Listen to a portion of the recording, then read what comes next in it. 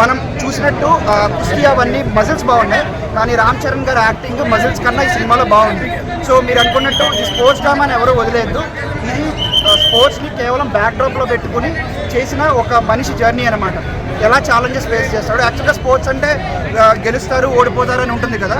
So ఓవరాల్గా లైఫ్లో ఎలా గెలుస్తారు ఓడిపోతారు అన్న థీమ్ తీసుకుని దాంట్లో మల్టిపుల్ స్పోర్ట్స్ని పెట్టారు. సో రామ్ చరణ్ గారి యాక్టింగ్ చాలా బాగుంది. యాక్చువల్లీ జాహ్నవి కపూర్ గారి యాక్టింగ్ కూడా చాలా బాగుంది. అంటే ఆ పాట చూసి జస్ట్ గ్లామర్ డాల్ అనుకున్నారు, ఖచ్చితంగా కాదండి. యాక్చువల్గా అసలు సినిమానే అది.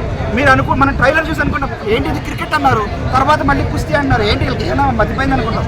మీరు సినిమా చూస్తే క్రికెట్ ఎందుకు, కుస్తీ ఎందుకు వచ్చింది, తర్వాత మనం మూడో స్పోర్ట్ అన్నారు, అది ఇంకా చూపించిన ట్రైలర్లో చాలా బాగా జస్టిఫై చేశారు. యాక్చువల్గా అసలు ఆ జర్నీ ఈ సినిమా అండి.